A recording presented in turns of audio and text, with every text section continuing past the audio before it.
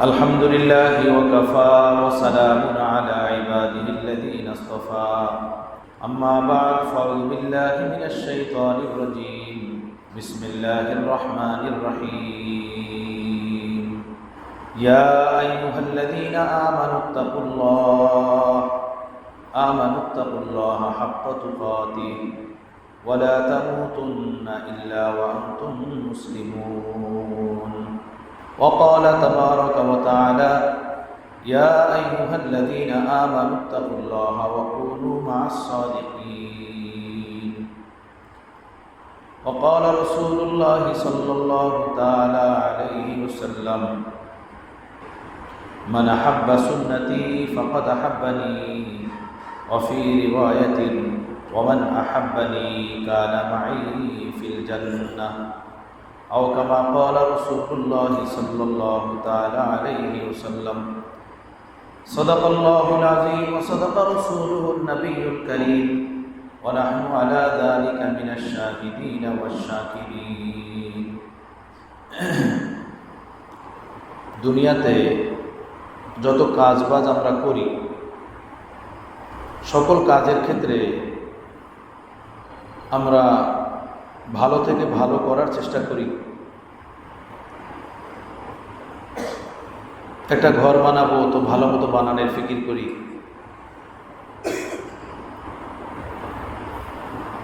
কোনো একটা জিনিস ক্রয় করব তো ভালো একটা জিনিস ক্রয় করার ফিকির করি, চেষ্টা করি। একটা জামা বানাবো, একটা ভালো জামা ক্রয় করার চেষ্টা করি। দুনিয়াতে যত কাজ করি এই কাজগুলো আমরা ভালো থেকে ভালো করার ফিকির করি, যে কাজটা সুন্দর হবে। 100 টাকা দিয়ে যদি সেলুনে যায় মানুষ চুল কাটানোর জন্য, সেই চুল কাটানোর ব্যাপারেও সে ফিকির করে যে এটা যেন সুন্দর হয়, আমি একটা ভালো কোয়ালিটি নিয়ে চুলটা কাটাই, পছন্দনীয় একটা কোয়ালিটি চুলটাকে বানাই। ছোট হোক কিংবা বড় হোক, দুনিয়ার সব কাজের ক্ষেত্রে আমরা ভালো থেকে ভালো করার চেষ্টা করি, ফিকির করি। আমাদের মাঝে এমন ফিকির লেগে থাকে। আমার ভাই, দুনিয়ার কাজ, দুনিয়া যত সুন্দর হোক এটা ক্ষণস্থায়ী, অল্প দিনের। আখিরাত চিরস্থায়ী, কখনো শেষ হবে না, শুরু আছে শেষ নাই। সামুদ গোত্রের লোকেরা পাথরের পাহাড় কেটে তার মাঝে ঘর বানিয়ে থাকত।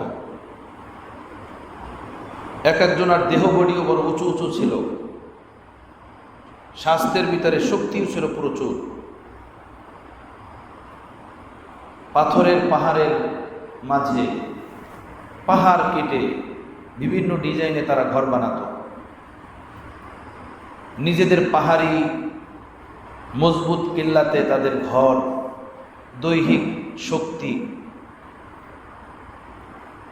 সুস্থতা, আল্লাহর নিয়ামত, বহু জিনিস পাওয়ার পরে তারা আল্লাহর নাফরমানির ভিতরে লিপ্ত হলো, আল্লাহর অবাধ্যতায় লিপ্ত হলো। আল্লাহর নাফরমানি অবাধ্যতায় লিপ্ত হওয়ার পরে তাদেরকে শাস্তি দেওয়ার জন্য আল্লাহ পাক শুধু বাতাস পাঠিয়েছেন। বাতাস এসে কওমে সামুদের লোকেরা যে এলাকাতে বসবাস করত এমনভাবে তাদের উপরে আঘাত করছে যে বড় বড় গাছগাছালি কাটলে বা ভাঙলে চললে যেভাবে পড়ে থাকে, এইভাবে বাতাস তাদেরকে আছড়িয়ে আছড়িয়ে শেষ করে দিচ্ছে। খেজুর গাছের ডোম, বিভিন্ন গাছগাছালি কেটে যেভাবে রাস্তাঘাটে ফালিয়ে রাখা হয়, এভাবে তাদেরকে বাতাস আছড়িয়ে আছড়িয়ে হত্যা করছে, শেষ করছে। অথচ শক্তি ছিল অনেক, হেফাজত ছিল খুব সুন্দর। পাহাড়ের পাদদেশে, পাহাড়ের মাঝে পাহাড় কেটে তারা ঘর বানিয়ে থাকত। এই মজবুত কেল্লা, মজবুত ঘর বাড়ি তাদেরকে আল্লাহর আযাব থেকে রক্ষা করতে পারে নাই। আল্লাহ পাকের আযাব থেকে বাঁচাইতে পারে নাই, শেষ হয়ে গেছে। যুগে যুগে যে সকল মানুষরাই আল্লাহ পাকের হুকুম হাকাম ছেড়ে দিছে, আল্লাহ নাফরমানি করছে, আল্লাহ পাক তাদেরকে শাস্তি দিছেন। আল্লাহ পাকের নাজ নিয়ামত পেয়ে যারা আল্লাহকে ভুলে গেছেন, ওই নাজ নিয়ামতও তাদের কাছে স্থায়ী থাকে নাই, তারাও দুনিয়াতে স্থায়ী থাকে নাই।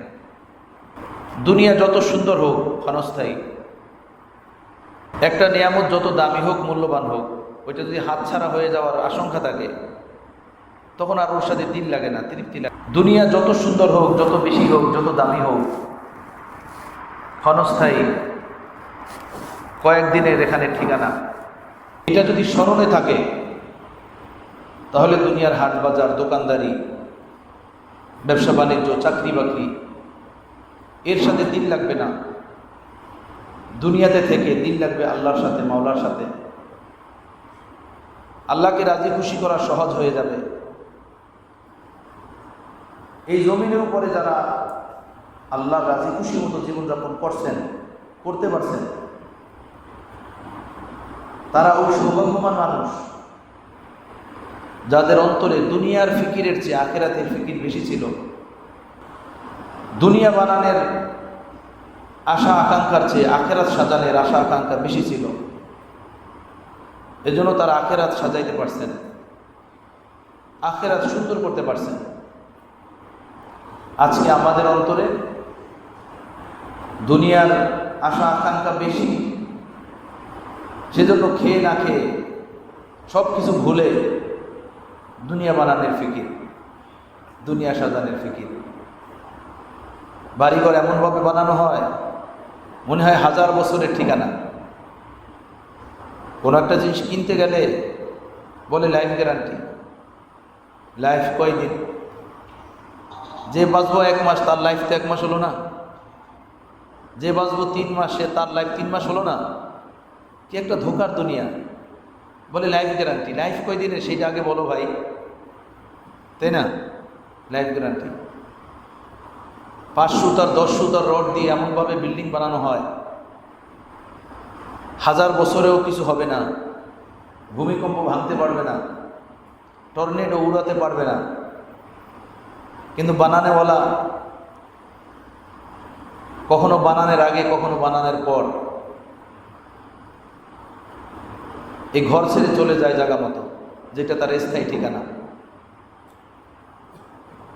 আমাদের দোহারে এক বন্ধু মানুষ, আমাদের তার বোন জামাই বড় পয়সাওয়ালা মানুষ, নতুন বিল্ডিংয়ের কাজ শুরু করলো, 3 তলা বিল্ডিং। সপ্তাহ 10 দিন 15 দিন পরে পরে ইঞ্জিনিয়ারকে ডাকতো, ডেকে বলতো ভাই জলদি করো, জলদি করো, ঘরে উঠতে হবে, নতুন ঘরে। আর কয়দিন টিনের ঘরে থাকবো? দিন রাত ইঞ্জিনিয়ার লেবার খাটিয়ে কাজ যেতেছিল। 3 তলা কমপ্লিট, মাসখানের ভিতরই বাসায় উঠবেন। এখন শুধু ফিনিশিংয়ের কাজ চলতেছে, সাজানোর কাজ, লাইট, রং, ঝাড়বাতি। 1 মাসের ভিতরই নিজের ঘরে উঠবেন। তো দুনিয়ার এই ক্ষণস্থায়ী ঘরে ওঠার আগে চিরস্থায়ী ঘর কবরে চলে গেছে। বহুত পয়সাওয়ালা মানুষ। তার শ্যালক এসে আমাকে বলল যে আমার সামনেও ইঞ্জিনিয়ারকে এসে ডেকে এনে বকছেন, আরে ভাই তুমি কাজ করতে তো দেরি করো, এত বিলম্ব হলে কিভাবে হবে? ঘরে উঠতে হবে, তাড়াতাড়ি করো, বিল্ডিংয়ে উঠতে হবে, তাড়াতাড়ি করো। হয় নাই নসিব। বিল্ডিংয়ের জায়গায় পড়ে আছে। যে বানিয়েছেন হয়তো আজকে কবরে তার লাশটাও নাই। খাকার কিরোনে খাকার ঢালা, কেয়া ভরসা হে জিন্দেগানি কা। কবরের মাটি খেয়ে মাটি মাটি করে দেয়, লাশের অস্তিত্বও শেষ হয়ে যায়, হাড্ডিটাও খেয়ে ফেলে, এটাও খুঁজে পাওয়া যায় না। এ মাটি এমন ভয়ঙ্কর জিনিস, এমন ভয়ঙ্কর জিনিস।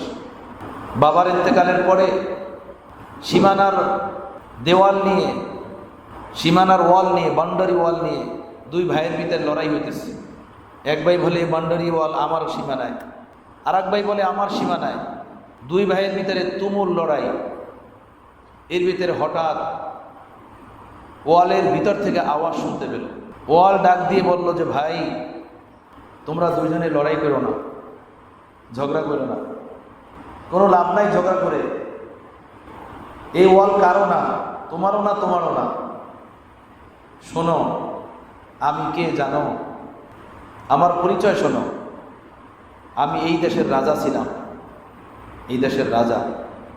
আমি মারা গেলে আমাকে দাফন করা হয়, কবরের মাটি আমাকে খেয়ে শেষ করে দেয়। ঘটনাক্রমে ওই কবর ভেঙে যায় নদীতে, বালুর সাথে আমার দেহ ভেসে যায় পানির মাঝে। ওই বালু ডেরেজার দিয়ে কাটা হয়, বিক্রি হয় ভাটাতে। ভাটাতে প্রসেসিং করে সেই বালু দিয়ে ইট বানানো হয়। ইট বানিয়ে ইট শুকানো হয়, এরপরে পোড়ানো হয়। পোড়ানোর পরে বাবা ভাটা থেকে ইট কিনে এনে এই ওয়াল নির্মাণ করছে, এই ওয়াল নির্মাণ করছে। আমি এই দেশের রাজা ছিলাম।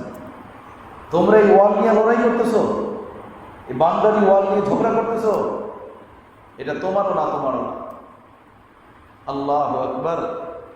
খাकर कीरों ने खाकर ढाला, क्या भरोसा है जिंदगानी का। কবরের মাটি খেয়ে শেষ করে দিল। জীবন যৌবন কয়দিনের এই তামাশা, কয়দিনের এই ঘরবাড়ি। এত নেশা কিসের, এত স্বপ্ন কিসের, এত আশা কিসের, এত খোদাকে ভুলে এত বিলাসিতা কিসের?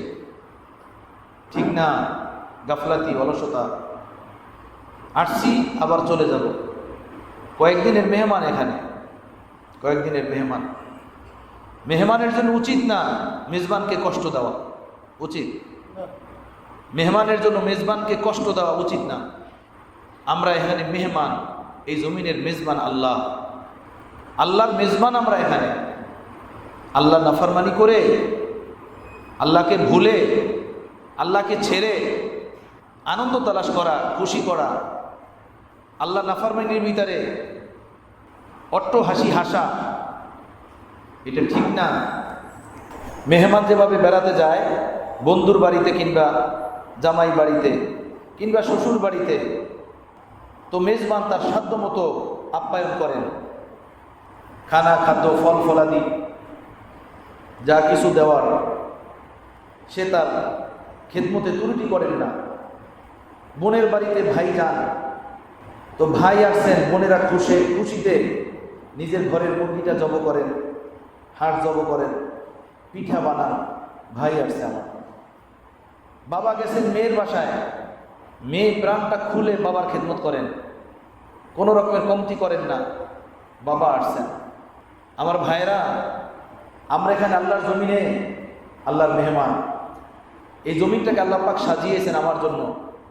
গাছ ফল দেয় আমার জন্য, পানিতে মাছ হয় আমার জন্য, খেতে ফসল হয় আমার জন্য, মুরগির পেটে ডিম হয় আমার জন্য, গাভীর উলানে দুধ হয় আমার জন্য, আকাশ বৃষ্টি বর্ষণ করে আমার জন্য, চন্দ্র সূর্য আলো দেয় আমার জন্য, মাটি বিছিয়ে দেওয়া হয়েছে আমার জন্য, মায়ের মুখে দুধ আসে মায়ের রক্ত থেকে আমার জন্য।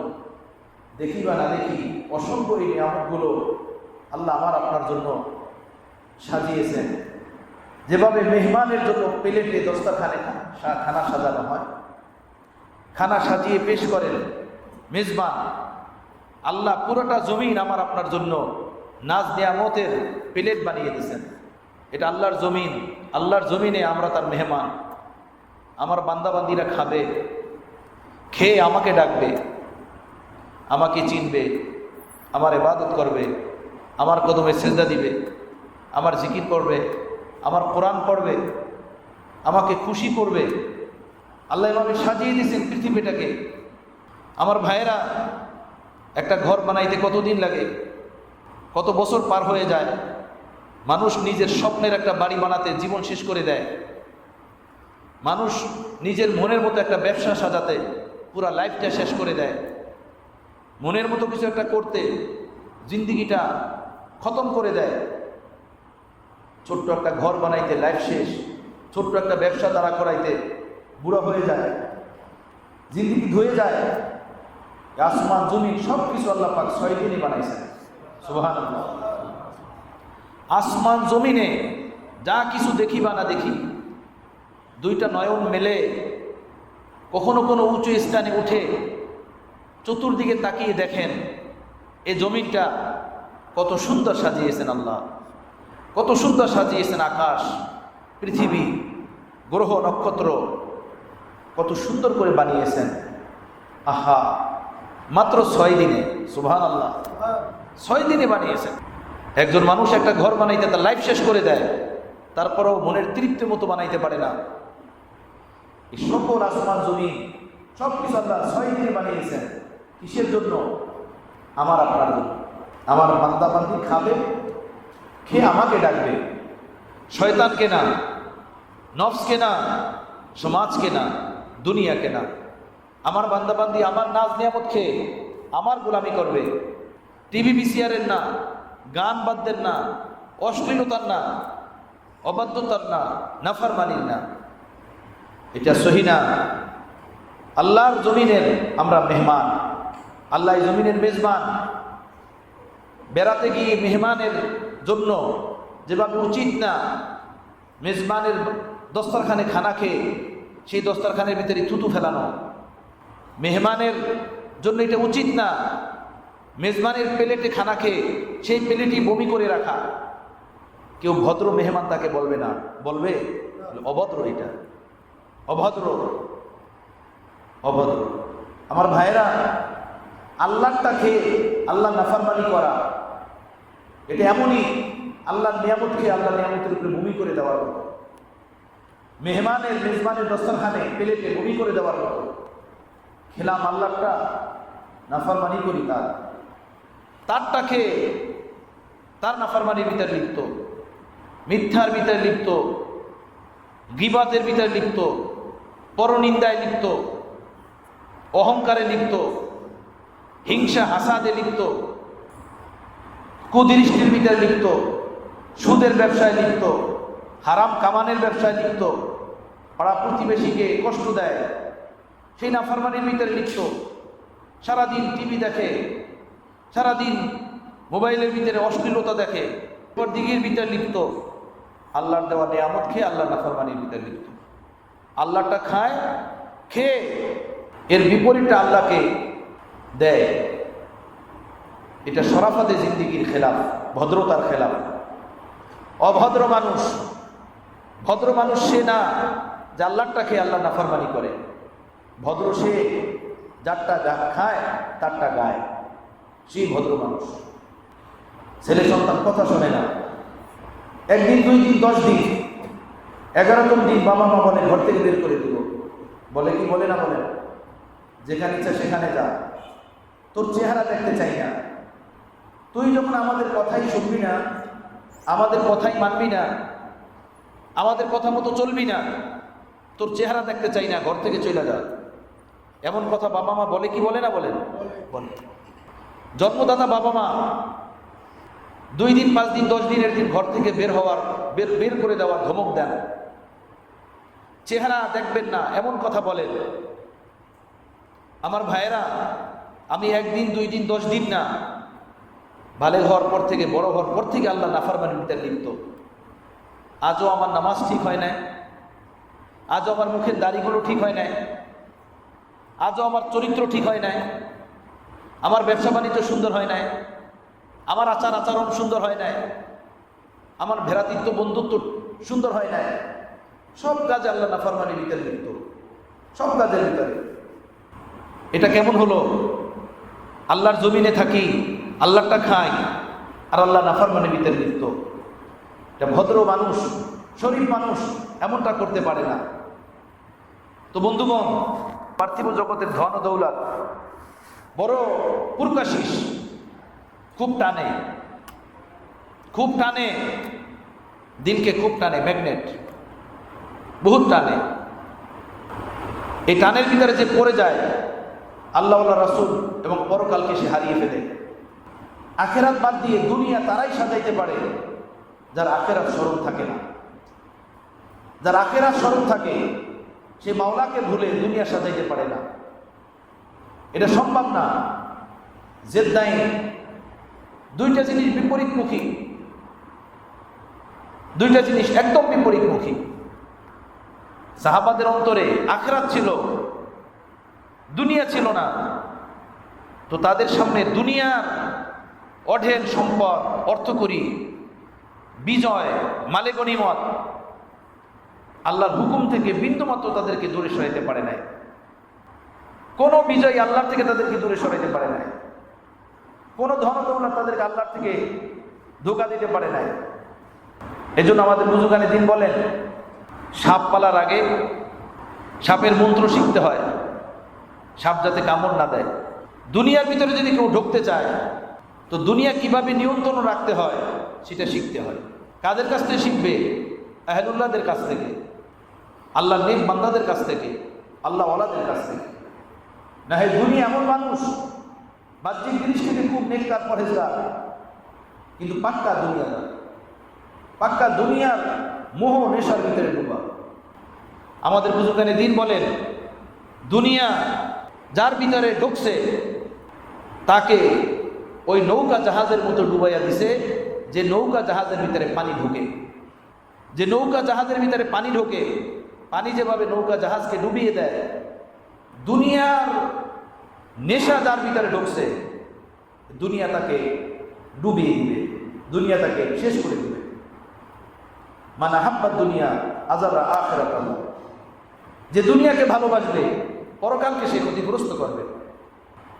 দুনিয়ার মহব্বত অন্তর থেকে বের করা, দুনিয়াকে বের করে দেওয়া বের হওয়ার আগে। একটা হলো বের করা, আর একটা হলো বের হওয়া, দুইটা দুই জিনিস। আমরা যখন দুনিয়া থেকে বিদায় নিয়ে চলে যাব, আমরা যখন কারো হাতে গোসলের জন্য, কারো হাতের কাফন করার জন্য মৃত্যু শয্যায় শায়িত হয়ে যাব, কাফনের খাটে উঠে যাব, তখন দুনিয়া আমার আপনার থেকে বিদায় নিয়ে যাবে। এটা দুনিয়া ছাড়া না, দুনিয়া নিজ ইচ্ছায় বের হয়ে যাওয়া। একটা হলো বের হয়ে যাওয়া, আর একটা হলো বের করে দেওয়া। আল্লাহ নেক বান্দা যারা, তারা জিন্দেগি থাকতে দুনিয়াকে ভিতর থেকে বের করে দেন। আর আমরা যারা দুনিয়াদার মানুষ, আমাদের ভিতর থেকে দুনিয়া বের হয়ে যায় মরার পরে। হাই হাই করতে থাকি আর দুনিয়ার দিকে তাকাইতে থাকি, আর দুনিয়া আমাদের থেকে বের হয়ে যায়। সেই কথাটা এক বুজুর্গ বলছেন, কদম সোয়ে মারকাত নজর সোয়ে দুনিয়া, কিধার যা রাহা হে কিধার দেখতা হে। কদম সোয়ে মারকাত নজর সোয়ে দুনিয়া, কিধার যা রাহা হে কিধার দেখতা হে। কবরস্থানের দিকে পাও যাচ্ছে, অর্থাৎ একটা দিন একটা রাত পার হলো, মানে জীবনের থেকে একটা দিন একটা রাত বিদায় নিল। এই লোকটা কবরের দিকে আগাইতেছে, আগাইতেছে কবরের দিকে, দেখে দুনিয়ার অট্টালিকার দিকে। ঘরটা কেমন হলো, জায়গাটা কেমন হলো, প্লটটা কেমন হলো, বাড়িটা কেমন হলো, এই ফিকির। এইটাই কম। চরিত্র ঠিক হয় নাই, সেই ফিকির নাই। নামাজ ঠিক হয় নাই, সেই ফিকির নাই। ঘর থেকে টিভি বের করতে পারে না, সেই ফিকির নাই। জবান সুন্দর করতে পারে না, সেই ফিকির নাই। আখলাক চরিত্র কোনোটাই সুন্দর না, সেই ফিকির নাই। 24 ঘন্টা ঘুরে ঘুরে শুধু দুনিয়া দেখে, আল্লাহ আল্লাহ আল্লাহ। তাই বলছেন কদম সোয়ে মারকাদ নজর সোয়ে দুনিয়া, কেদার যা রাহা হে কেদার দেখতা হে। আমার ভাইয়েরা, মাঝে মাঝে কি বাপ দাদার কবরে কি দাঁড়ানো যায় না? মাঝে মাঝে কি আপন ভাই ব্রাদারের কবরে গিয়ে দাঁড়ানো যায় না? গিয়ে কি একটু জিজ্ঞেস করা যায় না, হে আমার বাবা, হে আমার দাদা, হে আমার বড় ভাই কিংবা চাচা, কি নিয়ে এসেছেন একটু বলেন তো, একটু বলেন কি নিয়ে এসেছেন? আমি চলতেছি, আমি হাঁটতেছি, সেই মাটির উপরে আপনি হেঁটে গেছেন, সেই বাজারে আপনি হাট বাজার করে গেছেন, ওই এলাকার আম জাম কাঁঠাল লেচু আপনি খেয়েছেন, ওই এলাকার নদীর মাছ আপনি খেয়েছেন। আজকে আপনি ওখান থেকে এখানে চলে আসছেন, আমি আপনার জায়গায় হাঁটাহাঁটি করতেছি। আমাকে একটু বলেন, এই মাটির উপর থেকে আপনি কি নিয়ে আসছেন এখানে? আমি উত্তর চাই, আমাকে বলেন, উত্তর দেন। মাঝে মাঝে জিজ্ঞেস করা যায় না? জিজ্ঞেস করি আমরা, দেখি কি আসে উত্তর, কি পাওয়া যায় উত্তর। আহা আহা, ইউ তো দুনিয়া দেখনে মে কিস কদর খুশরাম থি। আমার প্যারে মুর্শিদ রহমতুল্লাহ আলাইহি বলেন, ইউ তো দুনিয়া দেখনে মে किस कदर खुश रंग थी, कब्र में जाते ही दुनिया की हकीकत खुल गई। এই বাহ্যিক দুনিয়ার চাকচিক্যতা, রং তামাশা কত সুন্দর, কত পুরকাশিস, কত দিলকাশ, কত মায়াবী, কত আকর্ষণীয়। হায়, সব ছেড়ে যখন কবরে চলে গেলাম, তখন আমার এই দুনিয়ার মূল্য চোখের সামনে ফুটে উঠলো। এই দুনিয়ার দাম কি, এই দুনিয়ার মূল্য কত। আমার ভাই, একজন শিল্পপতির কাছে, একজন চেয়ারম্যান কিংবা এমপি মন্ত্রীর কাছে তার কবরে গিয়ে জিজ্ঞেস করেন, এমপি সাহেব, মন্ত্রী সাহেব, ডিসি, এসপি সাহেব, আপনি দুনিয়া থেকে কি নিয়ে এসেছেন? কোন জিনিসটা এই কবরে কাজে লাগতেছে আমাকে বলেন। দুনিয়াটা আপনি কেমন দেখলেন, কেমন পেলেন? আহা, হায় এই দুনিয়ার ধোঁকা, হায় এই দুনিয়ার গাফলাতি। এই কয়েকদিনের দুনিয়ার জন্য চিরস্থায়ী আখিরাতকে ছেড়ে দেওয়া, আল্লাহকে ভুলে যাওয়া, নামাজ ছেড়ে দেওয়া, পর্দা পুশিটা ছেড়ে দেওয়া, হালাল কামানো ছেড়ে দেওয়া, মুখের উপরে বেলেট লাগানো, দাড়ি চাষা, নিজের স্ত্রী, নিজের কন্যাদেরকে পর্দা না করানো, ঘরের ভিতরে বিশাল নাচ গানের জন্য টিভি লাগিয়ে দেওয়া, অন্যায়, অন্যায়। এটা অভদ্রতা, এটা শরীফ মানুষের আলামত হতে পারে না, ভদ্র মানুষের পরিচয় হতে পারে না, কোনো ভালো মানুষের জিন্দেগির নিদর্শন এটা হতে পারে না। ভাইয়েরা, দুনিয়া আমার আপনার থেকে বের হওয়ার আগে উচিত আমার আপনার দুনিয়া বের করে দেওয়া। দুনিয়া যে অন্তর থেকে বের করে দিতে পারবে, আমাদের বুজুর্গান বলেন, এই দুনিয়ার উপরে আর কোনো বস্তু এমন নাই তাকে ধোঁকা দিতে পারবে। দুনিয়ার মহব্বত হলো মূল, হুব্বুদ দুনিয়া রাসু কুল্লি খাতিয়া। দুনিয়ার মহব্বত সকল রোগের মূল। একজন চুরি করে দুনিয়ার মহব্বতে পড়ে, কেন? তার কাছে টাকা নাই, ব্যবসা নাই, চাকরি নাই, তার টাকা দরকার। এখন সে টাকা পাবে কই? শয়তান তাকে ধোঁকা দেয়, চুরির পথ তালাশ কর, চুরির পথ খোঁজ। তো সে চুরি করে দুনিয়ার জন্য। একজন মানুষ সুদ খায়, একজন মানুষ ঘুষ খায় দুনিয়ার জন্য। কেন? বেতন যে কয় টাকা পায় সেই কয় টাকা দিয়ে মোষ মেরে চলতে পারবে না, প্রপার্টি কিনতে পারবে না, ফ্ল্যাট কিনতে পারবে না, প্লট কিনতে পারবে না, অট্টালিকা বানাতে পারবে না। কথা বুঝতেছেন? চাকরির টাকা দিয়ে সংসার বড়জোর চলে যাবে, কিন্তু এই জমিনে সে কিছু স্বপ্ন দেখে না, তার এই আশা নাই হালালভাবে চাকরি করে আমি আমার এই দুনিয়াতে কিছু করতে পারবো, ছেলে সন্তানের জন্য প্রপার্টি, বাড়িঘর কিছু বানিয়ে রেখে যেতে পারবো। যখন দেখে যে বিষয়টা এমনই, তখন সে ভাবে না তাহলে এই চাকরির টাকার উপরে ক্ষান্ত করা যায় না, সুদের টাকা, ঘুষের টাকার উপরে আমার হাত দিতে হবে। তখন সে সুদ ঘুষের দিকে হাত বাড়ায়। একজন মানুষ নেশা করার জন্য ক্লাবে যায়, যৌবন চাহিদা পূরণের জন্য পাপের পথে হাঁটে। কিসের জন্য? সে দেখে যে আমার এই তাড়না, আমার এই প্রেরণা, আমার এই চাহাত, এটা পূরণ হওয়া দরকার। হালালভাবে পূরণ হয় না, এই রাস্তায় হাঁটলে পূরণ হবে। সে হারাম দিকে পাও বাড়ায়, হারাম দিকে কদম বাড়ায়, এরপরে সে নিজের হারাম চাহিদা পূরণ করে। দুনিয়াতে যত অন্যায় আছে, যত পাপ আছে, সমস্ত পাপের পিছনে দুনিয়ার মায়া, দুনিয়ার নেশা নিহিত, দুনিয়ার টান নিহিত। আহলুল্লাহদের সোহবত থেকে, সর্বোপরি নবীর সোহবত থেকে, সাহাবাদের অন্তর থেকে এই দুনিয়ায় বের হয়ে গেছিল। আল্লাহ নবী নিজের নুরানি সোহবতের মাধ্যমে, নুরানি নেক তাওয়াজ্জু এবং নেক নজরের মাধ্যমে সাহাবায়ে কেরামের অন্তর থেকে দুনিয়া বের করে দিয়েছিলেন। হ্যাঁ, তাদের অন্তরে দুনিয়া ছিল না, দুনিয়া ছিল না, তাদের হৃদয়ে দুনিয়া ছিল না। বাস এজন্য সারা দুনিয়ার উপরে আল্লাহ তাদেরকে বিজয় দান করছেন, ফাতাহ দান করছেন। রাসূল পাক সাল্লাল্লাহু আলাইহি ওয়াসাল্লাম বলছেন, হে আমার সাহাবীরা, আমি তোমাদের উপরে এই ভয় করি না যে তোমরা অভাবে থাকবে, কষ্টে থাকবে, তোমাদের জরুরত মতো অর্থকরী থাকবে না। এই জিনিসের আমার কাছে ভয় লাগে না। আমার কাছে এই ভয় লাগে যে দুনিয়া তোমাদের নিকটে তোমাদের প্রয়োজন থেকে অতিরিক্ত হয়ে যাবে। দুনিয়াতে চলার জন্য যতটুকু অর্থকরী দরকার তার থেকে বেশি অর্থকরী তোমাদের হাতে এসে যাবে। পূর্ববর্তী উম্মতদেরকে যেভাবে অঢেল সম্পদ আল্লাহর হুকুম থেকে দূরে সরিয়ে দিয়েছিল, তোমাদেরকেও তোমাদের সম্পদ আল্লাহর হুকুম থেকে দূরে সরাই দেবে, আল্লাহর গোলামি থেকে দূরে সরাই দেবে।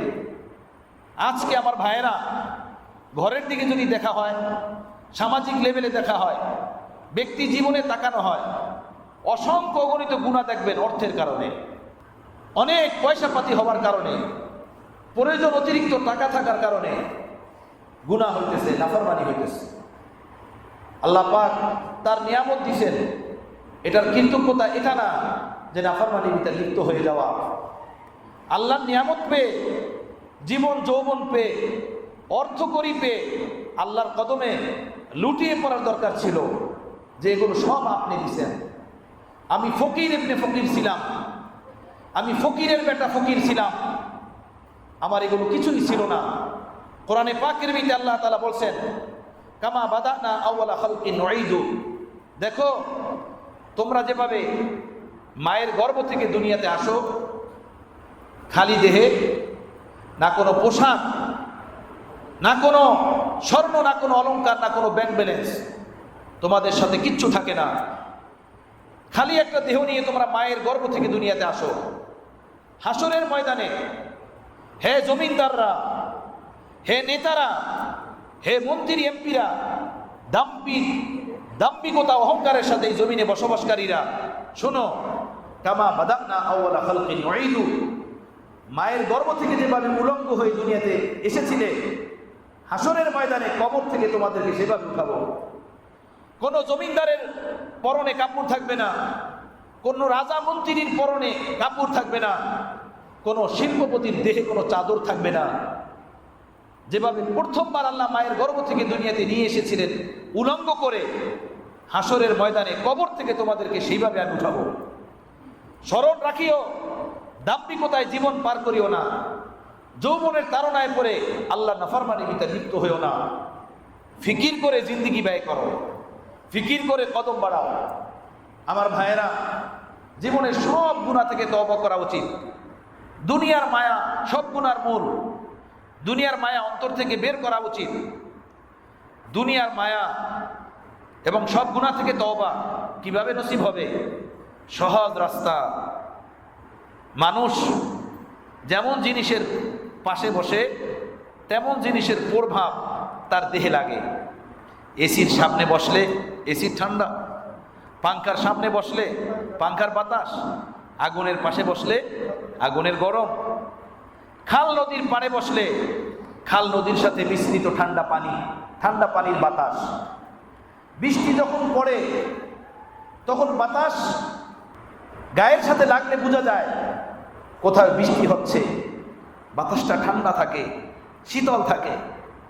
আমার ভাইয়েরা, পানির ভিতরে নামলে শরীর ভিজে যায়, আগুনের ভিতরে হাত দিলে পুড়ে যায়। প্রতিটা জিনিসের একটা স্বভাব আছে।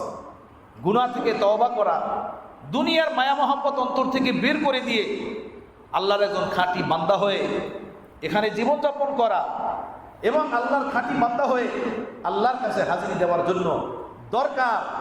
পয়গাম্বর দুনিয়াতে কিয়ামত পর্যন্ত আসবেন না, পয়গাম্বরদের চরিত্রে চরিত্রবান যারা আল্লাহ নেক বান্দা এই জমিনে বেঁচে আছেন, তাদের সোহবত, তাদের পরশ, তাদের সান্নিধ্য। একজন মানুষ, গরিব মানুষ যখন একজন ধনী মানুষকে দেখে তখন সে ভাবে, আল্লাহ রে, কত টাকা পয়সা তার, কত দামি গাড়িতে চলে, কত সুন্দর তার দামি বাড়ি। এমন ফিকির হয় কি হয় না বলেন? বাজারের একজন ছোট ব্যবসায়ী, ছোট্ট একটা দোকান, সেই যখন ওই বাজারে অন্য আরেকজন বড় ব্যবসায়ীকে দেখে বিশাল বড় দোকান, বিশাল বড় প্রপার্টি, তখন তার দিলে আসে যে আমার ছোট্ট একটা দোকান, দেখছো ভাই ওনার কত বড় একটা দোকান, এরকম একটা দোকান যদি আমারও হতো কত ভালো লাগতো।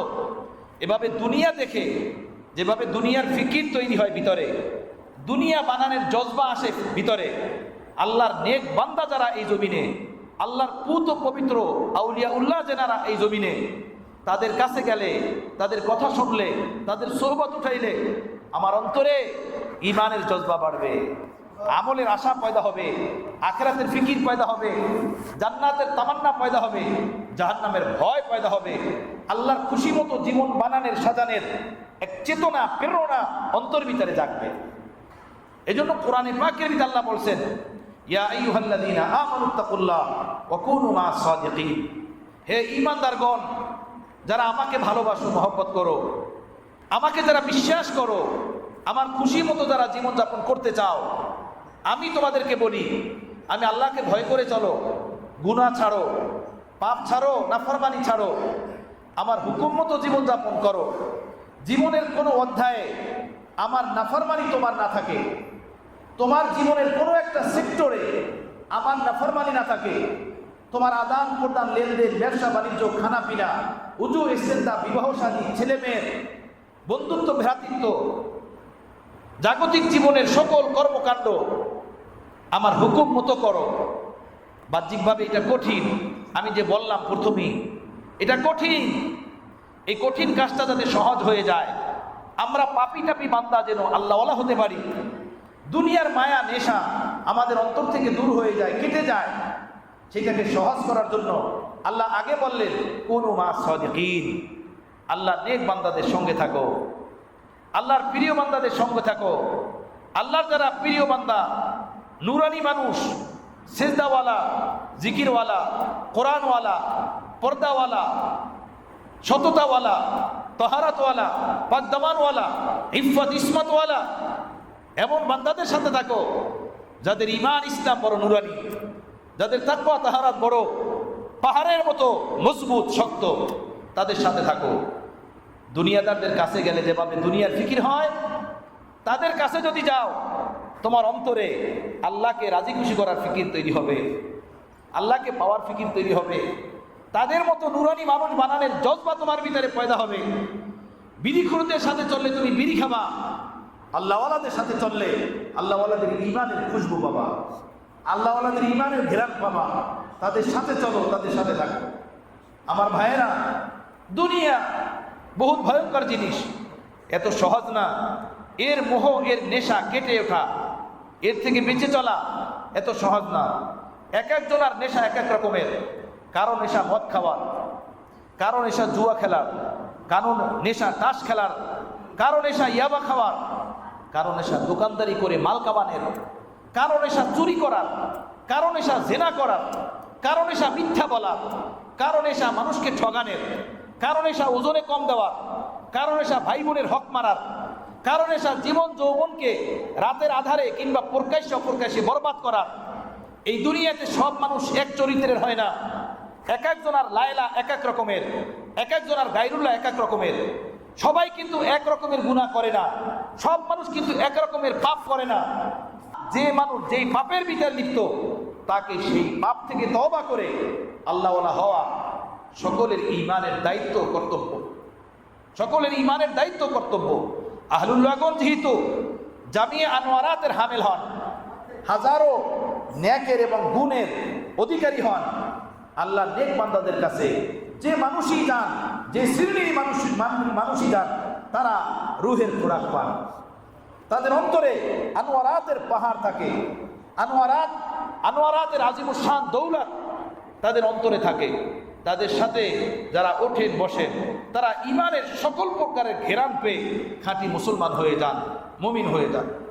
আল্লাহ তাআলা আমাদেরকে বুঝ দান করেন। আমার ভাইয়েরা, আমরা দেখব আমাদের আত্মীয় স্বজনের মাঝে, বন্ধুদের মাঝে, বন্ধু মহলে, এলাকার মাঝে, দূরের কিংবা নিকটের, যদি কোনো মানুষ হয় অত্যন্ত ভদ্র, আল্লাহওয়ালা, নেক, সুদ খায় না, ঘরে টিভি নাই, মুখের দাড়িগুলো সুন্দর, পোশাক তার সুন্দর, সেজদা তার সুন্দর, চোখের চাহনি তার সুন্দর, বিবি বাল বাচ্চা তার পর্দায় থাকে, হালাল খায়, এমন যদি কোনো মানুষ পাওয়া যায়, আপনি খুঁজলে দেখবেন এই মানুষটা কোনো আলেমের পরশে তৈরি হয়েছে, কোনো আল্লাহওয়ালার সোহবতে তৈরি হয়েছে, দাওয়াত ও তাবলীগের মেহনতের বদৌলতে এই জিন্দেগি পেয়েছে। জমানার কোনো শামসুদ্দিন তাবরিজি তরবিয়ত পেয়েছে, লালন পালন পেয়েছে, এরপরে সে সুন্দর একটা জীবন পেয়েছে। কথা বুঝতেছেন? হ্যাঁ, সেই সুন্দর জীবন আমার আপনার সকলের বানানো উচিত। সেই সুন্দর জীবনের ফিকির থাকা উচিত। আমার ভাইয়েরা, শুধু নামাজ না, শুধু টুপি না, শুধু দাড়ি না, এতটুকুর দ্বারাই আমি দিনদার না। আমি দিনের সব কাজ করব, দিনের সমস্ত হুকুম আহকাম মতো চলবো, এভাবে আমি জীবন করব। আমার জীবনের কোনো একটি কাজই আল্লাহ নাফরমানি ভিতর না কাটে, কোনো একটা কাজের দ্বারাই আল্লাহ ওয়ালা রাসূলের হুকুম ভঙ্গ না হয়, সেভাবে জীবনযাপন করব। আমরা মসজিদে নামাজি, বাজারে কি বলেন? বাজারে গেলে পাক্কা শয়তান হয়ে যায়, তাই না? দোকানে যখন বসি তখন আর হালাল হারামের কোনো ফিকির থাকে না। বন্ধুদের সাথে যখন বসি তখন সততা পাকদামানির কোনো ফিকির থাকে না। যৌবন তাড়নার কোনো পাপ যখন সামনে আসে তখন ওই যৌবন তাড়নার পাপ কাজ এর চাহিদা পূরণ করার জন্য কদম বাড়াই, হাত বাড়াই, তখন আর আল্লাহ ওয়ালা রাসূলের কথা, পরকালের কথা মনে পড়ে না। আমরা শুধু নামাজি মসজিদে, আমরা শুধু দিনদার বাইতুল্লাহ, আমরা আল্লাহ ওয়ালা রমজান মাসের রোজার দিনে, বাকি 24 ঘন্টার হায়াতে আমাদের পোশাক পরিচ্ছেদে ইসলাম নাই, দিন নাই, ব্যবসা বাণিজ্যে ইসলাম নাই, দিন নাই, বিবাহ শাদীর ভিতরে ইসলাম নাই, দিন নাই, ব্যবসা বাণিজ্য আদান প্রদানের ভিতরে দিন নাই, ইসলাম নাই। এগুলো আমরা বুঝিও না, এগুলো বোঝার ফিকিরও আমাদের ভিতরে নাই। শুধু মনে করি আমরা নামাজ পড়ি, আমরা তো দিনদার মানুষ, আমরা মসজিদ বানাইছি লক্ষ লক্ষ টাকা খরচ করে, আমরা তো বড় ভালো মানুষ, আমরা গরিবকে খানা পিনা খাওয়াই, আমরা তো বড় দরদি মানুষ। আমার ভাই, নিঃসন্দেহে নামাজ পড়া ইবাদত, নিঃসন্দেহে মসজিদ বানানো ইবাদত, নিঃসন্দেহে গরিবকে খাওয়ানো ইবাদত, এগুলো সওয়াবের কাজ, কোনো সন্দেহ নাই। কিন্তু দিন তো শুধু এতটুকুর নাম না, ইসলাম তো শুধু এতটুকুর নাম না। ইসলাম তো আমার পায়ের আঙ্গুল থেকে নিয়ে মাথার চুল পর্যন্ত প্রতিটা অঙ্গ প্রত্যঙ্গে থাকতে হবে।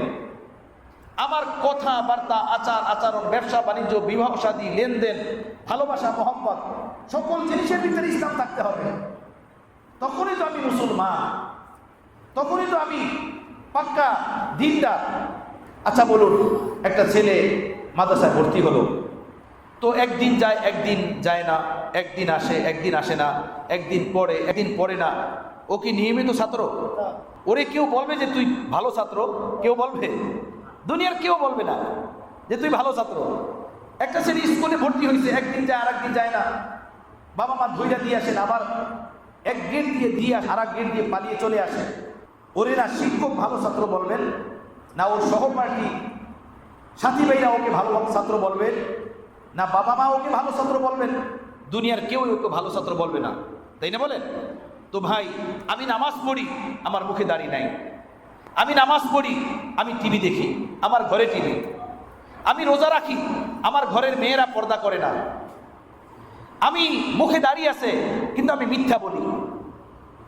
তো আমি পাক্কা দিনদার কেমনে হলাম?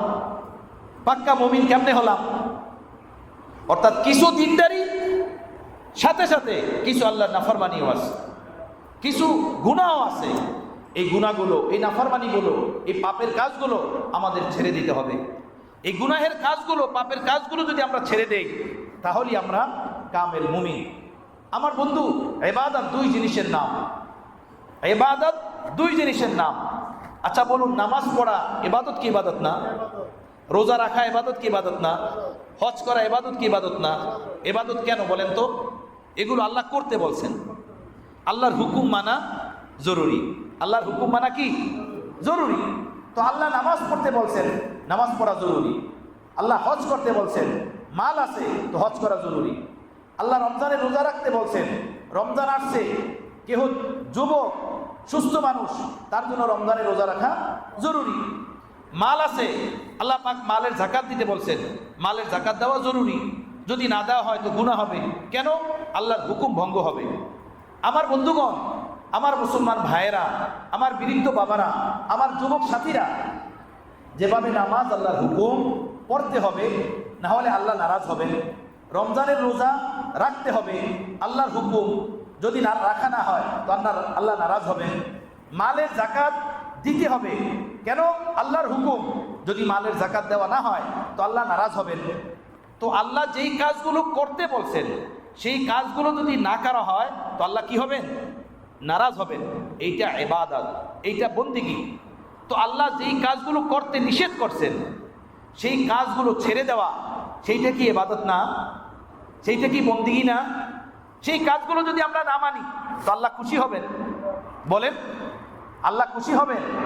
আল্লাহ বলছেন টিভি দেখা ছেড়ে দাও, ফেসবুকের অশ্লীলতা ছেড়ে দাও, মোবাইলে টিভিতে গান্দা ফিল্ম দেখা ছেড়ে দাও, বেপরদা ছেড়ে দাও, সুদ ছেড়ে দাও, ঘুষ ছেড়ে দাও, ওয়ারিশ ঠকানো ছেড়ে দাও, বিবির মহারণা আদায় করো, ভাই বোনের হক আদায় করো, মিরাস সুন্দর মতো বন্টন করো, ভাই বোনের হক নষ্ট করিও না।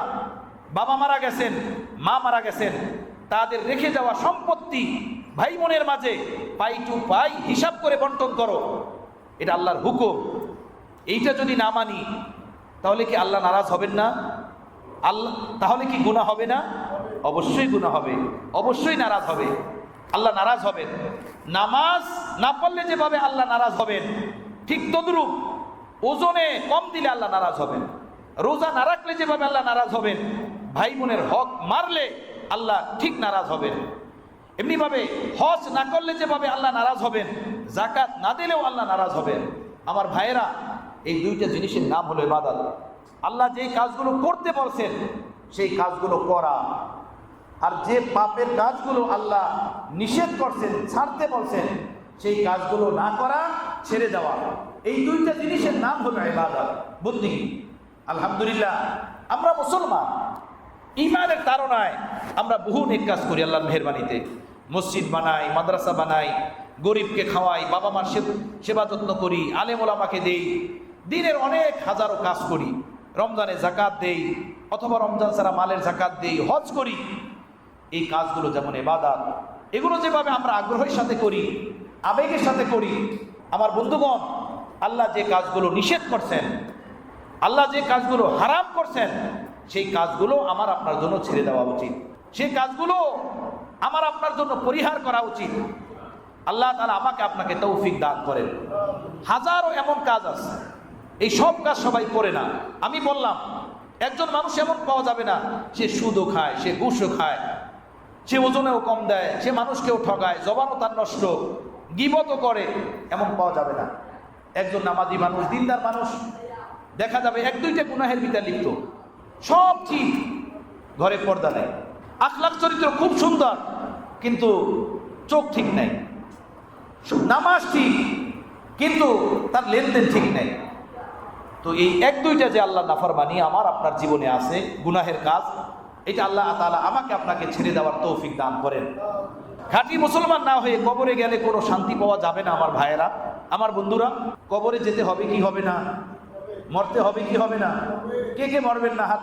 কেউ নাই এমন, তার অট্টালিকা তাকে বাঁচাবে, তার বাংলা তাকে বাঁচাবে, তার লক্ষ লক্ষ টাকার ব্যাংক ব্যালেন্স তাকে বাঁচাবে, তার যৌবন শক্তি তাকে বাঁচাবে, তার ডিগ্রি তাকে বাঁচাবে, এমন কেউ নাই। তার যুবক যুবতী সন্তানাদি আছে, তারা তাকে বাঁচাবে। আহা, কেউ নাই এমন, কোনো ভরসা নাই এই জীবনের। সাহাবায়ে কেরামকে বললেন রাসূল পাক সাল্লাল্লাহু আলাইহি সাল্লাম, হে আমার সাহাবীরা, তোমরা এই দুনিয়াটা কেমন মনে করতেছো বলো তো? কতটা দীর্ঘ হতে পারে, কতটা লম্বা হতে পারে? তোমরা দুনিয়াটাকে কেমন মনে করো? তো সাহাবারা বলেন, ইয়া রাসূলুল্লাহ, এমন মনে হচ্ছে আজকে সকাল করলাম, হয়তো আগামীকালকের সকাল আর দেখবো না, এর আগেই দুনিয়া থেকে বিদায় নিয়ে চলে যাব আমরা। আজকে তো সকাল দেখলাম, কালকের সকাল আর দেখবো না, এর আগে আমরা কবরস্থানে পৌঁছে যাবে। আল্লাহ নবী বললেন, এত দুনিয়াকে তোমরা এত লম্বা মনে করছো? আরে আমার কাছে শোনো, আমি নবী দুনিয়াকে কেমন মনে করি? আমি তো মনে করি এই নামাজ পড়তেছি, ডান দিকে সালাম ফিরালাম আর বাম দিকে সালাম ফিরানোর সুযোগ পাবো না, বাস। এর আগেই দুনিয়া থেকে বিদায় নিতে হবে, এর আগেই বিদায় ঘন্টা বেজে যাবে, এর আগেই মসজিদের মাইকে এলান শুরু হয়ে যাবে। আমি তো দুনিয়াকে এমন মনে করি। আমার ভাইয়েরা, আমার বন্ধুগণ, আচ্ছা বলুন তো, যে মানুষটা এই যে মনে করবে যে ডান দিকে সালাম ফিরালাম, বাম দিকে সালাম ফিরাতে পারবো না, একটা কদম দিলাম আরেকটা কদম দিতে পারবো না। এই দুনিয়া এমন, সেই মানুষ কি কাউকে ঠকাতে পারে? সেই মানুষ কি চুরি করতে পারে? সেই মানুষ কি নেশা করতে পারে? সেই মানুষ দাড়িতে ব্লেড লাগাতে পারে? সেই মানুষ ঘরে টিভি রাখতে পারে? সেই মানুষ বাবা মাকে কষ্ট দিতে পারে? সেই মানুষ আপনজনের হক মারতে পারে? কখনো পারবে না, কখনো পারবে না।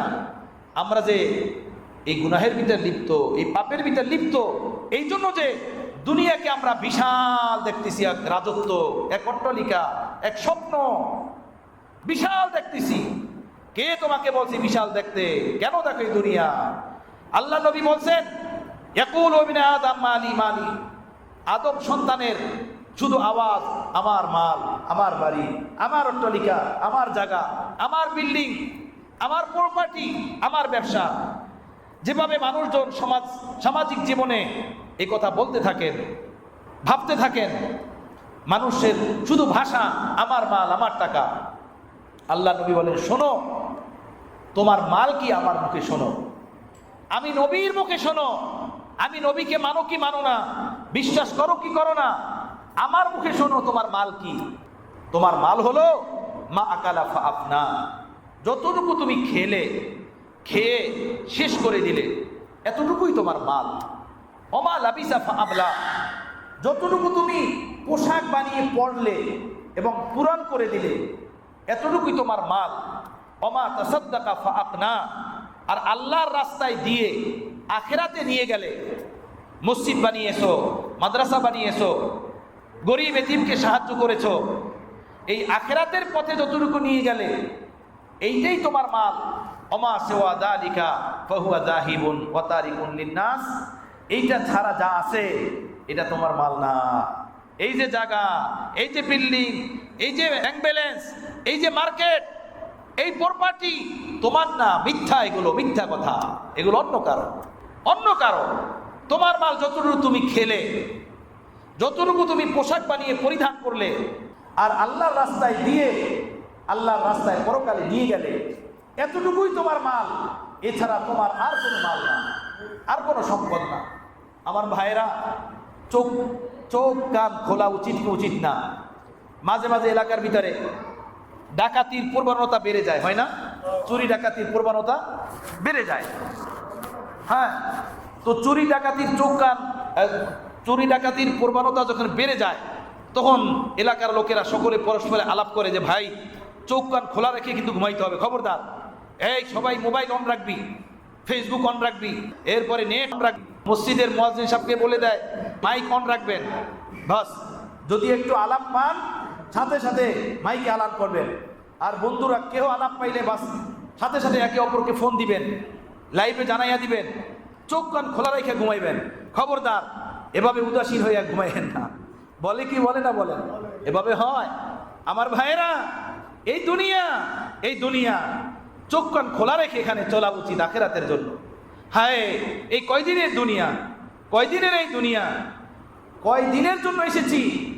হযরতে নূহ আলাইহিস সালাম 950 বছর এই দুনিয়াতে বেঁচে ছিলেন। 950 বছর, সুবহানাল্লাহ, কত লম্বা সময় না বলেন? ওনার ইন্তেকালের পরে আল্লাহ ওনাকে জিজ্ঞেস করছেন, নূহ, লম্বা একটা হায়াত তোমাকে দিয়েছিলাম, দীর্ঘ একটা জীবন তোমাকে দিয়েছিলাম, বলো তো তুমি এই দীর্ঘ সময়ে আমার এই দুনিয়াটাকে কেমন দেখেছো? হযরত নূহ আলাইহিস সালাম বলেন, আল্লাহ, এত ছোট্ট একটা জীবন কি আর দেখিছি আপনাকে বলি? আমার কাছে মনে হলো এমন একটা ঘরের সামনের দরওয়াজা দিয়ে আমি ঢুকলাম আর বরাবর পিছনের দরজা দিয়ে বের হয়ে গেলাম। আমার কাছে দুনিয়াটা এমন লাগলো, সামনের গেট দিয়ে ঢুকেছি, পিছনের দরজা দিয়ে বের হয়ে গেছে। দুনিয়াটা আমার কাছে এমন লাগলো। বলুন তো, আমরা যারা এখানে বসে আছি, বাল্যকালের কত ঘটনা আজও চোখে ভাসে। ওই মাঠে খেলেছি, দৌড়াদৌড়ি করেছি, স্কুলে মাদ্রাসায় গিয়েছি, কত দুষ্টামি করেছি, আল্লাহু আকবার, চোখে আজও ভাসে। কিন্তু অথচ মুখের দাড়ি পেকে গেছে, যৌবন শক্তি শেষ হয়ে গিয়েছে, নানা হয়ে গিয়েছি, দাদা হয়ে গেছি, অথবা মেয়ে বিবাহ দিয়েছি, ঘরে পুত্রবধূরা আছে। কিভাবে জিন্দেগি শেষ হয়ে গেল, কিভাবে আমরা কবর পারে আগাচ্ছি। এই দুনিয়ার জন্য এত মায়া কান্না কেন ভাই? এত স্বপ্ন কেন? দুনিয়াকে সংক্ষিপ্ত আকারে দেখতে হয়, লম্বা করে না, লম্বা করে না। লম্বা করে দেখলে মার খেয়ে যাব। এই দুনিয়া আমাকে আপনাকে ধোঁকা দিবে, এই দুনিয়া আমাকে আপনাকে আখিরাত থেকে বঞ্চিত করে দিবে, আল্লাহর বন্দেগী থেকে সরিয়ে দিবে। দুনিয়াকে লম্বা করে দেখতে নাই, হ্যাঁ, দুনিয়াকে ছোট করে দেখে আখিরাতের জন্য নিজেদেরকে প্রস্তুত করা, ইবাদতের জন্য প্রস্তুত করা, নামাজ রোজা জীবন চরিত্রকে সুন্দর করে নেওয়া। আমার মুসলমান ভাইরা, এই কথাগুলো আমার আপনার সকলের জন্য জরুরি। শুধু নামাজ পড়ার দ্বারা দিনদার না, শুধু নামাজ পড়ি তাই না, আমার আপাদমস্তক যেন আল্লাহর হুকুমে ডুবা থাকে। আমার জিন্দেগির প্রতিটা পরত পরত বিন্দু বিন্দু যেন আল্লাহর গোলামিতে ডুবা থাকে। এভাবে আমি একটা সুন্দর নুরানি আল্লাহওয়ালা রাসূলের পছন্দনীয় জীবন বানিয়ে এখানে জীবনযাপন করব, থাকবো। আর সেভাবে আল্লাহর কাছে পারি, সেভাবে আমরা পরপারে যাব। রাজি আছি না আমরা? আল্লাহ আমাকে আপনাকে আমাদের সকলকে তৌফিক দান করেন। ওয়া আখিরু দাওয়ানা আনিল হামদুলিল্লাহি রাব্বিল আলামিন। আলহামদুলিল্লাহি রাব্বিল আলামিন ওয়াসসালাতু ওয়াসসালামু আলা সাইয়্যিদিল মুরসালিন ওয়া আলা আলিহি ওয়া আসহাবিহি আজমাইন। রব্বানা যালামনা আনফুসানা ওয়া ইল্লাম তাগফির লানা ওয়া তারহামনা লানাকুনান্না মিনাল খাসিরিন। রব্বানা হাব লানা মিন আজওয়াজিনা ওয়া যুররিয়াতিনা কুররাতা আয়ুন ওয়াজআলনা লিল মুত্তাকিনা ইমামা। اللهم حبب إلينا الإيمان وزينه في قلوبنا وكره إلينا الكفر والفسوق والعصيان. رب ارحمهما كما ربياني صغيرا، رب ارحمهما كما ربياني صغيرا. اللهم وفقنا لما تحب وترضى من القول والعمل والفعل والهدي والنية، إنك على كل شيء قدير، إنك على كل شيء قدير، إنك على كل شيء قدير. আয় আল্লাহ, আমরা গুনাহগার, আমরা পাপী তাপী, আমাদের জীবন পুরাটা গুনার পথে শেষ হয়ে গেল। আল্লাহ, আপনি আমাদের জীবনের সমস্ত গুনাহ খাতা মাফ করে দেন। ইচ্ছার অনিচ্ছার ছোট বড় সব গুনাহ থেকে আমরা তওবা করতেছি। আপনি আমাদের গুনাহগুলো ক্ষমা করে দেন, আমাদের আমল নামাকে পাক সাফ করে দেন, আমাদের আমল নামাকে নুরানি বানিয়ে দেন, সকল গুনাহগুলো আমাদের আমল নামা থেকে মিটিয়ে দেন। আল্লাহ, আপনার হুকুম আহকাম মতো জীবন দান করেন, নুরানি পবিত্র সুন্দর জীবন আপনি আমাদেরকে নসিব করেন। আমাদের যার জীবনে যে নাফরমানি আছে, আপনার অবাধ্যতা আছে, গুনাহ আছে, আল্লাহ আমাদের সকলকে সেই নাফরমানি, সেই গুনাহ থেকে শতভাগ বেঁচে থাকার, তওবা করার তৌফিক নসিব করে দেন। আয় আল্লাহ, আপনার হুকুম মতো রসুল পাক সাল্লাল্লাহু আলাইহি ওয়াসাল্লামের তরিকা মতো জীবনযাপনের তৌফিক দান করেন। আল্লাহ, প্রতিটা কাজ কোরআন সুন্নাহের তালিম মতো, তরবিয়ত মতো করার তৌফিক নসিব করে দেন। আমাদের মধ্যে যারা অসুস্থ সুস্থ করে দেন, যারা অভাবী লোক তাদের অভাব দূর করে দেন, যার যে পেরেশানি আছে পেরেশানি দূর করে দেন, ঋণগ্রস্ত মানুষের ঋণ আদায়ের ব্যবস্থা করে দেন। আমাদের আপনজন প্রিয়জন, মা বাবা, দাদা দাদি, নানা নানি, ছেলে সন্তান, আত্মীয় স্বজন, পাড়া প্রতিবেশী কবরবাসী হয়ে গেছেন, আল্লাহ তাদের সকলকে আপনি মাফ করে দেন। তাদের সকলের কবরে কবরে আল্লাহ জান্নাতের বিছানা বিছিয়ে দেন। আমাদের এই দ্বীনি আলোচনা, দ্বীনি মজলিস, দ্বীনি কথাবার্তার সওয়াব তাদের কবরে পৌঁছে দেন। আয় আল্লাহ, এই মসজিদ আপনি কবুল করে নেন। এই আজিমুস শান বিশাল মসজিদ, এর জন্য যারা জায়গা দিয়েছেন, অর্থ করে দিয়েছেন, টাকা পয়সা দিয়ে এত সুন্দর মসজিদ বানিয়েছেন, আল্লাহ তাদের এই দান আপনি কবুল করে নেন। উত্তম বদলা আপনি তাদেরকে দান করেন। তাদের আপনজন প্রিয়জন যারা দুনিয়া থেকে বিদায় নিয়ে কবরে চলে গেছেন, আল্লাহ তাদের সকলকে মাফ করে দেন।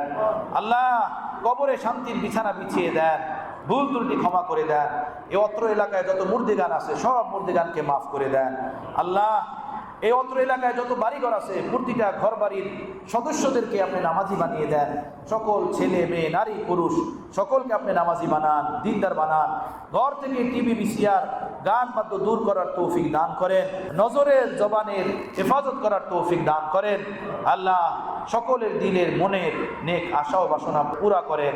আমাদের দোয়া মোনাজাত রসুল পাক সাল্লাল্লাহু আলাইহি ওয়াসাল্লাম উসিলায় কবুল ফরমান। ওয়াসাল্লাল্লাহু তাআলা আলা খায়রি খালকিহি মুহাম্মাদিন ওয়া আলিহি ওয়া আসহাবিহি আজমাইন।